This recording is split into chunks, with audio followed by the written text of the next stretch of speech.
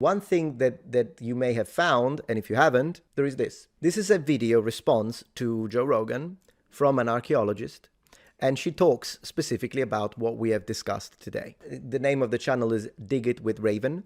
What I found interesting, I think she did this live because there is a live chat replay. But what I found interesting about this response, it's not long, we can watch a little bit, but what I found interesting about this response is the fact that if you look at the comments, it's really split. You've got people that love her, and you've got people that absolutely hate her. And I kind of want to see what you guys think. I think she did a good job when it comes to the presentation of the facts. And yeah, it coincides with what I shared today.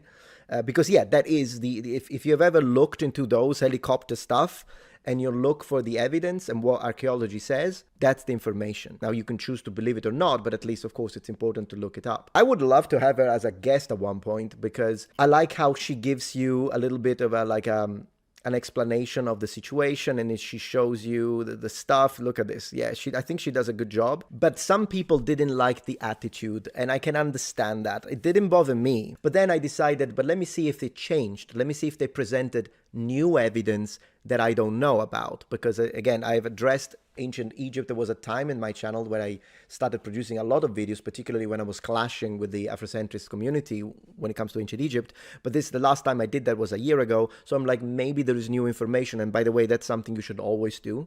And so I found this video immediately and I watched it and I noticed that it's pretty much the same stuff. That she didn't present anything new, but she did show a lot more pictures than I did. So I still think it's nice to watch it. Let's go. I cannot believe that I'm about to do this. Hi everyone, welcome back to Dig It with Raven. Today we are doing something that I have sworn off for years, but the universe has pulled me right back into this path of madness, so I've just decided to face it head on.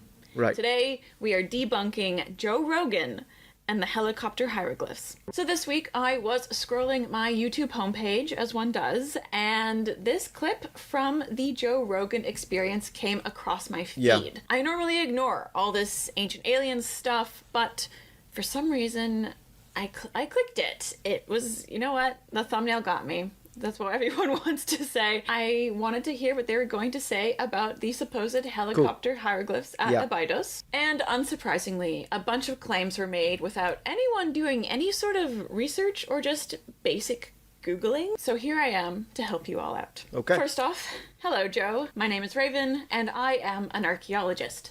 My qualifications are, I have a bachelor in ancient Near Eastern civilizations where I learned to read hieroglyphs.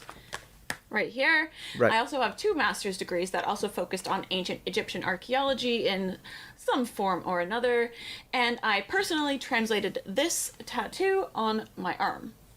So I can read some hieroglyphs. I saw people in the comments complaining about her presenting her qualifications as a flex. That's kind of silly. I mean, she's got to tell you why you should believe what she says. As long as people don't do it like, I have this qualification, so don't you dare have a different opinion. That's the part where it annoys me, but she's just presenting her qualifications.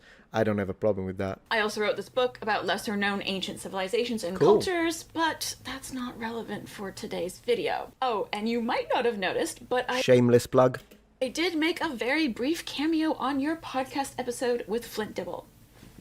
There I am. So without further ado, let's dig into the clip. Wow, I know. So what that means is that she was one of the experts that Flint Dibble contacted when he was preparing for his debate with Hancock. That's what I wanted to go see. But the cool thing was the first temple I went in was what I'd seen on Ancient Aliens, where at the very top of the temple you have one of the most famous hieroglyphs, which has a spaceship. He's going to show the helicopter, the other thing. We'll watch it later. Let's see how she responds. Yeah, that was the first If place it's I went. not a helicopter, what a goddamn What is it? coincidence. Yeah. Okay, so right off the bat, these gentlemen are talking about a segment of hieroglyphs in the Temple of Seti I at Abydos, which is one of the oldest cities of ancient Egypt. Abydos is also extremely important to archaeologists today because it's home to many temples and multiple royal necropoli, such as el-Kab, which is a vital source of information for early pharaohs of Egypt, and it also gives us the earliest evidence of writing that we have in ancient Egypt. So it's Cool. a literal treasure trove archaeologically for the history of ancient Egypt and the development of the entire civilization. The Temple of Seti I, where these helicopter hieroglyphs are found, also contains an inscription known as the Abydos King List,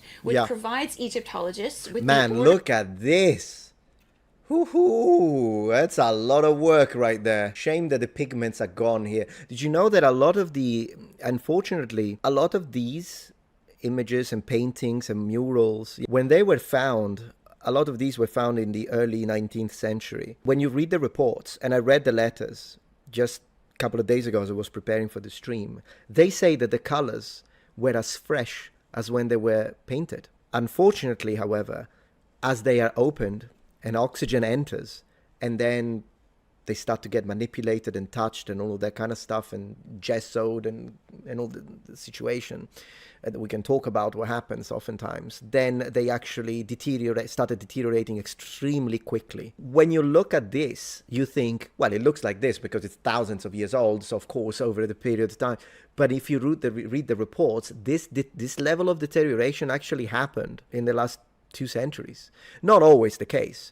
But I've read reports specifically when it comes to this and the tomb, even more so, that when they opened the tomb for the first time, the tomb of Seti I, the colors were vivid. Of the Old Kingdom kings, and is the sole source that we currently have for the names of many of the kings of the as I was 7th telling and you, 8th dynasties. And just so we're all on the same page, Seti I was the second pharaoh of the 19th dynasty during Right. ancient Egypt's New Kingdom.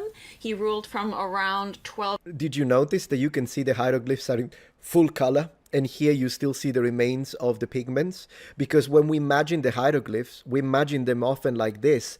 And then in video games and in the movies, often you see that the hieroglyphs, even though it is set in the periods that, like for instance, the New Kingdom in this case, they are always like this, bare of color. But then when you look at it, it's another one of those situations where there is polychromy in the ancient period. And it makes sense because it matches the polychromy that you have also in the classical antiquity in the Mediterranean world. Egypt is on the Mediterranean. So everything was so colorful, whether it be the Romans, whether it be the Greeks, whether it be the Egyptians, everything was bathed in multiple colors. And of course, blue being, the Egyptians were famous for their blue. So were the Greeks, by the way, before anyone tries to present again the nonsense idea where the Greeks couldn't see blue, which is insane, that the BBC as well were pushing that nonsense.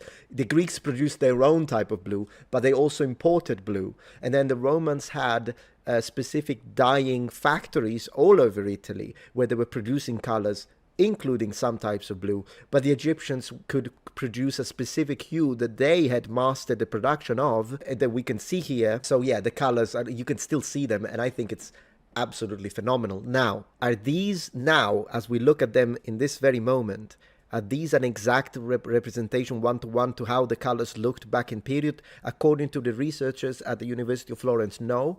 And I'll tell you how they have changed as we continue this live stream. 1294 or 1290 BCE, all the way until 1279 BCE. Seti I essentially restored the Egyptian empire after it had been greatly diminished during the reign of Akhenaten, who was the pharaoh who converted the state to monotheism, and he was also the father of King Tutankhamun.